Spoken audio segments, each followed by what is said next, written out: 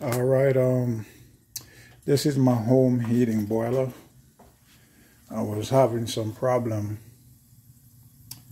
with the boiler in which I was getting water from the pressure relief valve, which is right here. So, I thought the problem was here. But sometimes the problem could be the expansion tank. And once it gets waterlogged, it will cause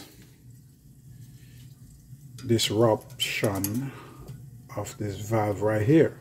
So if you're getting water out of here, it doesn't mean this piece is bad. Could be your expansion tank.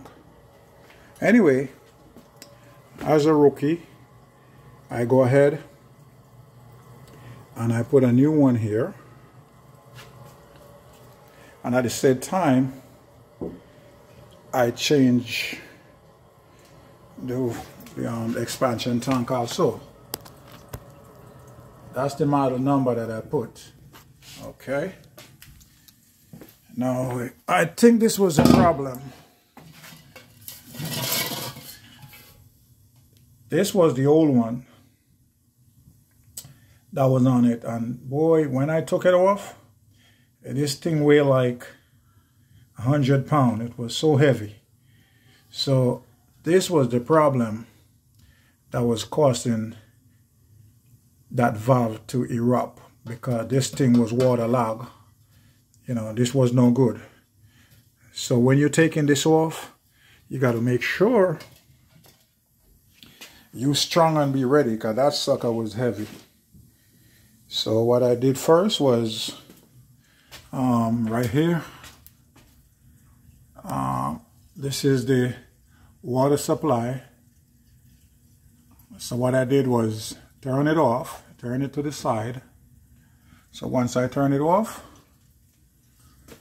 then you have a little drain cock down there. I don't know if you could see that. See? You have a drain cock right there.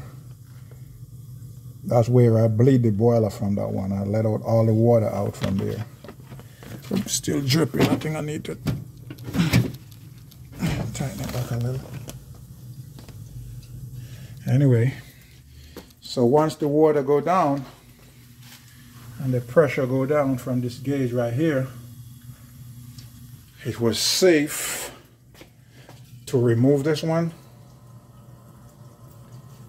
As you see, I was trying to sweat this piece out, but my little torch couldn't do it. So what I did, I just cut it off here. I'll sweat it back later to put up another piece here. I'll do that later.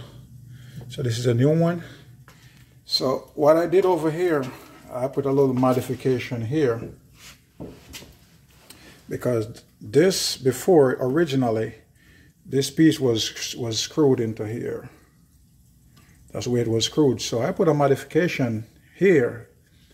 That's in the future, if I have to change this expansion tank, I don't need to do all that bleeding down, from the boiler no more. I could just turn this valve off, turn it to the side and turn it off, and then open this and bleed out the little water that's all the pressure that's here.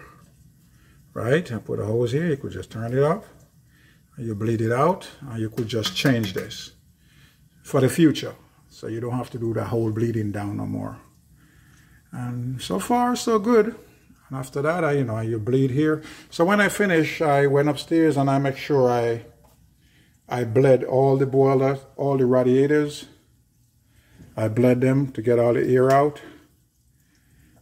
I bled here, and everything is good. And now the heat is up and running great. So like I say, try this little modification next time when you got to do this. It works. So if you have to change this expansion tank, all you got to do, is yeah, turn off the water supply, which is right here, and then turn this valve off, and you could bleed open to here and bleed out whatever pressure is here, from here to the tank. Put your new tank on, and voila.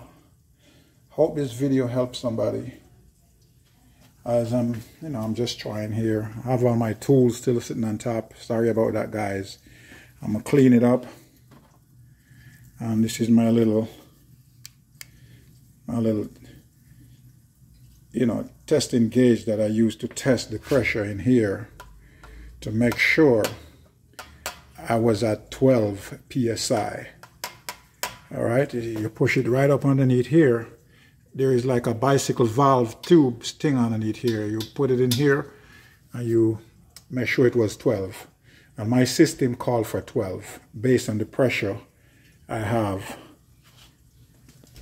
from right here. Based on the pressure, which was like 16, 15, 16.